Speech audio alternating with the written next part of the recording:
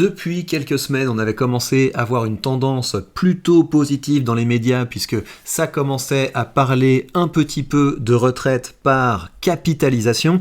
Malheureusement, la réflexion sur les retraites est passée complètement au second plan parce que maintenant, le nouveau grand sujet, c'est comment va-t-on financer la défense ? Et c'est dommage. C'est dommage parce que pour moi, les sujets sont liés parce que si on passait à la retraite par capitalisation, en grande partie à la retraite par capitalisation ou même un petit peu plus à la retraite par capitalisation, et bien justement c'est une très bonne manière de revoir les priorités de l'État pour avoir un État qui peut décider de... Après, enfin voilà, moi je trouve que la guerre est toujours un enfer, la guerre est toujours une tragédie et je dois vous dire que ça me désole un petit peu que ce soit devenu le gros sujet, la plus grande des priorités, mais après ce qui est vrai aussi c'est que on voit bien que la France et l'Europe sont un petit peu sortis de l'histoire et que c'est aussi en partie du fait que si on veut être en bonne position pour faire de la diplomatie, il faut également avoir une force militaire crédible. Donc je trouve pas ça inintéressant que l'État ait un réveil stratégique, que les Français et que l'Europe aient un réveil stratégique, mais malheureusement le discours qu'on entend généralement c'est on va faire ça et ça et ça et ça, et ça réfléchit pas assez en termes de revoir les priorités, et c'est d'autant plus dommage qu'avec la retraite par capitalisation, on a un sujet qui permettrait à la fois à l'État de faire des économies et qui permettrait également à la population d'être plus riche et plus souveraine. Donc c'est vraiment très dommage que ce sujet passe au second plan, mais on va regarder cette vidéo qui était passée un petit peu à la trappe, en tout cas je l'avais pas traitée sur le coup, où vous avez cette discussion sur RTL au sujet de la retraite par capitalisation, et moi je pense que je suis assez maximaliste sur le sujet de la capitalisation parce que je pense qu'il faudrait d'une part aller full capitalisation et qu'il faudrait d'autre part que les gens fassent leur investissement eux-mêmes, qu'ils soient eux-mêmes responsables de leurs investissements. Alors évidemment on n'en est pas là, mais c'est aussi pour ça que j'ai décidé de faire du contenu financier sur cette chaîne, c'est parce que je trouve que c'est très important de hausser un petit peu le niveau de connaissance financière des Français, parce que ce ne sera que bénéfique pour tout le monde. Allez, on va écouter ce débat et puis je vous dirai si je le trouve pas assez maximaliste, et puis je vous dirai également ce que je pense de son interlocuteur qui, je crois, est un peu plus CGT, quoi. Allez, on se plonge là-dedans. Épargne pour sa propre retraite et place. Que c'est peut-être en quelques mots la retraite par capitalisation, ou une part de capitalisation, François ? C'est le fait que chaque assuré capitalise, c'est-à-dire épargne pour sa propre retraite et place l'argent qu'il épargne tous les mois. Ouais, donc déjà, la manière dont il la représente, c'est moins maximaliste que moi, parce qu'il commence en disant chaque assuré, et donc ça veut dire que vous avez une grosse caisse qui est responsable de tout ça, alors qu'on pourrait imaginer un truc tellement plus simple, hein, vous savez, comme les PEA ou les plans épargne retraite, et des PEA et des plans d'épargne retraite qu'on pourrait remplir d'autant plus qu'on n'a plus les cotisations sociales à payer. Alors évidemment, on imagine une phase de transition pour que les personnes qui sont aujourd'hui à la retraite, grâce à des économies que ferait l'État, pourraient continuer d'avoir leur retraite qui est financée, mais ces économies permettraient également de dégager progressivement les actifs de leur cotisation, parce que gardez à l'esprit que quand on commence à parler d'assurés, d'assurance, ça veut dire que vous avez toute une super structure administrative qui peut se planter, qui peut avoir des problèmes d'efficacité et qui a un coût. Il n'y a rien de plus efficace que l'individu qui peut investir directement pour lui-même. Le seul défi, c'est un défi de connaissance, mais c'est un beau défi. Je suis désolé, c'est un beau défi de permettre à chacun de pouvoir hausser son niveau de connaissance. Allez, je le laisse continuer. Tous les ans, tous les trimestres, sur les marchés financiers, de façon à pouvoir en bénéficier au moment où il prend sa retraite, de deux façons possibles. Soit il récupère son capital, qui a été augmenté des intérêts, soit il se fait servir ce qu'on appelle une rente, c'est-à-dire une petite partie mensuelle qui complète ses revenus. Donc après, je suis globalement d'accord avec la manière dont il présente le système, mais maintenant on va écouter l'autre son de cloche, et je sens que ça va me plaire. Pour sa retraite, en fait, c'est de l'épargne individuelle. Philippe Martinez. Oui, c'est un vrai conte de fées. Vous n'y croyez pas au conte de fées ? Premièrement, la capitalisation, ça fait très longtemps que certains en parlent. Et qui en parle ? Ça existe dans un certain nombre de pays. Qui en a parlé ? Un des premiers, c'était, peut-être les gens ne s'en rappellent plus, s'appelait Denis Kessler, qui était le vice-président du MEDEF et qui était surtout grand patron des boîtes privées d'assurance, parce que ça intéresse. il en est encore là, et en fait ça m'étonne pas qu'il en soit encore là, parce que effectivement quand vous parlez aux Français de la retraite par capitalisation, ils vont toujours te donner l'exemple d'un fonds de pension américain qui a fait faillite, etc. Mais ce qu'ils ne réalisent pas, c'est que la retraite par capitalisation telle qu'elle est en œuvre massivement aux États-Unis, c'est pas via des gros fonds de pension, c'est simplement via des gens qui investissent dans des enveloppes qui sont défiscalisées, comme on l'a un petit peu en France. Mais la différence, c'est que en France, on peut d'autant moins remplir ses retraites qu'il y a un système par répartition qui nous prend de lourdes cotisations. Et donc évidemment, je pense qu'il va jouer sur le populisme en disant oui, en fait, c'est pour mettre de l'argent dans les poches des grosses compagnies d'assurance, mais on n'a pas besoin de ces grosses compagnies d'assurance. Et je suis à peu près sûr qu'un des autres arguments qu'il va nous envoyer, c'est oui, et si les marchés baissent, on perd tout.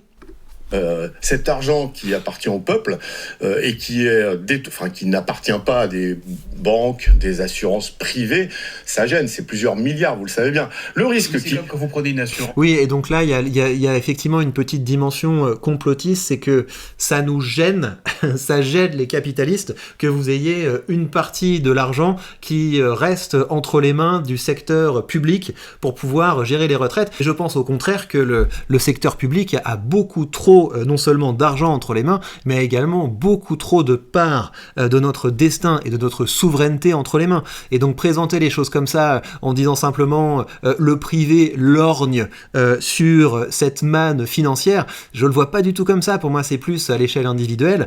Je pense que les individus lorgnent sur cette manne qui leur est prélevée chaque mois pour aller dans une caisse qui est pas du tout investie, qui fait pas marcher les intérêts, parce que l'argent est pris directement dans la poche des actifs pour financer les inactifs. Ce que je vous dis, c'est pas contre les retraités, c'est contre ce système. Et on pourrait tous partir à la retraite beaucoup plus riches et sans doute beaucoup plus tôt si, au début de notre carrière, on commençait à faire marcher les intérêts composés qu'on voit à l'œuvre quand je vous fais des vidéos sur l'investissement. Et plus on avance dans le temps, plus ces intérêts composés prennent de la place, plus ces intérêts sont exponentiels, et à l'aune d'une carrière, c'est une perte vraiment immense, une perte financière immense, que l'argent pour notre retraite ce soit juste un transfert de nous vers quelqu'un d'autre, alors que ça pourrait être un transfert de nous vers notre nous futur, mais avec tous les effets cumulés qui auraient travaillé entre-temps. Vie, l'argent vous le donnez à une entreprise. Mais c'est pas pareil. Les systèmes de capitalisation, c'est que vous mettez votre argent, vous donnez votre argent en quelque sorte à des gens qui vont spéculer avec. Oui. Voilà. Donc François Langlais dit on récupère dans quelques années, plus ou moins, ça dépend. Ouais, donc là, il mélange deux arguments, mais c'est des arguments que j'attendais un petit peu. C'est le premier, donc c'est-à-dire qu'il a une vision collectiviste de la retraite par capitalisation. Et moi, je vous ai présenté ce qui était une base plus individuelle. Et puis il y a également l'autre côté, il spécule avec l'argent. Et il faut avoir quand même une vision très très large de la spéculation pour considérer que un ETF qui représente le marché mondial, ce serait de la spéculation. Mais effectivement, si par retraite par capitalisation, il faut entendre un gros fonds qui est géré par des gens qui se prennent pour des autres et qui vont faire des allocations avec des prédictions, avec des modèles, etc. Là, on peut avoir un truc assez catastrophique. Et oui, vous avez eu des fonds de pension qui se sont cassés la figure, mais réduire la retraite par capitalisation à ça, c'est vraiment tabler sur la méconnaissance financière des Français. Et c'est un pari gagnant jusqu'alors, malheureusement. Du taux de la bourse. Tous les exemples, c'est des placements à risque. Il y a eu un cas regrettable il y a 35 ans, c'était les fonds de pension de l'entreprise de Maxwell. Et si vous voulez, est-ce que vous êtes rassuré dans le système de répartition aujourd'hui ? Vous cotisez comme moi tous les mois, vous savez si vous allez retrouver votre argent ? Là, c'est vrai, le risque avec le système de répartition français, c'est qu'on investit dans un système qui est en déficit et dans un état dont les finances sont quand même assez graves. Et donc, quand on investit on n'a pas le choix en fait, mais quand notre argent est mis dans ce système, on a une quasi-certitude de récupérer moins à la fin, que ce soit par une baisse de la retraite ou que ce soit par un allongement de la durée de travail pour pouvoir débloquer la retraite. Donc, le système est pas du tout donc le système est pas du tout satisfaisant. Et quand on parle du risque de préparer sa retraite avec la bourse, il faut quand même garder à l'esprit que c'est un rythme, il faut quand même garder à l'esprit que c'est un risque qui sur une très longue période est pour le coup pratiquement inexistant. C'est forcément une incertitude qui est liée à la croissance, effectivement à l'honnêteté ou à la qualité des gens qui gèrent votre argent. Juste un mot. Je retirerais, moi, cette notion des gens qui gèrent notre argent, il faudrait vraiment le faire soi-même. On présente souvent les choses comme, c'est ce que dit implicitement Philippe, comme une alternative. C'est soit la répartition, soit la capitalisation. Non, pas du tout. On peut mettre un peu des deux. Mais c'est d'ailleurs ce que propose... Le fond, le socle, ça doit rester la répartition. Il s'agit de compléter. Mais je suis pas non plus d'accord avec ça, parce que je pense que la répartition, c'est le problème. La répartition, c'est ce qui fait que notre capacité à investir dans le futur est complètement grévée par le fait qu'on a une partie de l'argent qu'on pourrait investir qui va être répartie. Et je sais, l'exemple qu'on sort à ce moment-là, c'est oui, mais regarde les pauvres gens qui n'ont pas été capables de capitaliser assez.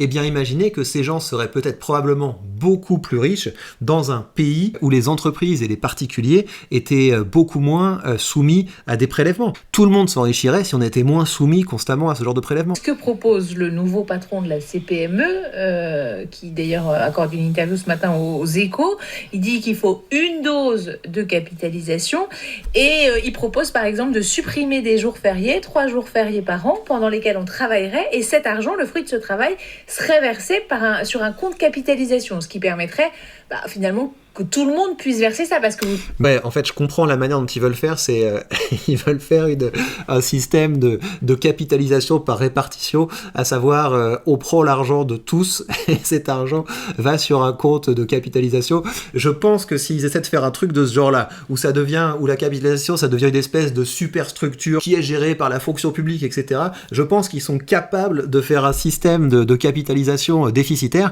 Et en plus, l'objectif du passage à la capitalisation, c'est de permettre justement d'alléger le poids sur les gens. Et donc si la retraite par capitalisation, on l'amène en vous disant vous allez bosser plus, c'est la meilleure manière de détruire l'idée. De dire à des Français qui sont déjà hyper réticents à l'idée de l'investissement, leur dire on va passer par la capitalisation, mais du coup vous allez devoir travailler beaucoup plus, on vous vire vos week-ends et vos jours fériés, c'est complètement délirant. Moi je pense qu'il faut retravailler le système par répartition, oui, il faut le revisiter parce qu'on n'est plus dans la situation. Ouais, faut le revisiter, donc je pense que ça veut dire il faut que ceux qui en ont les moyens mettent encore plus d'argent dans ce système. C'est la seule manière qu'il a de voir ça, et c'est dommage. Parce qu'il y aurait beaucoup plus de richesses créées par un système par capitalisation. Les effets cumulés, ils regardent pas votre origine sociale. Hein. Les effets cumulés, si vous pouvez investir 50 balles par mois sur l'ensemble de votre carrière, ça fera déjà quelque chose de pas mal, ça fera quelque chose de beaucoup plus intéressant sans doute que la retraite par répartition. Et puis si vous avez plus les moyens, tant mieux pour vous. Et puis si vous avez des petits moyens, vous avez aussi le droit de vous former, de grandir pour pouvoir augmenter vos moyens. Donc non, je trouve que c'est pas défendable sa position. Là, il faut réfléchir sur les cotisations, je l'ai dit à plusieurs reprises, les exonérations de cotisations sociales, pourquoi les entreprises sont exonérées, pour qui, pourquoi faire, dans quel but, voilà des vraies questions. Voilà. Il y aurait peut-être un petit peu d'argent à gratter dans la poche des autres pour financer d'autres problèmes.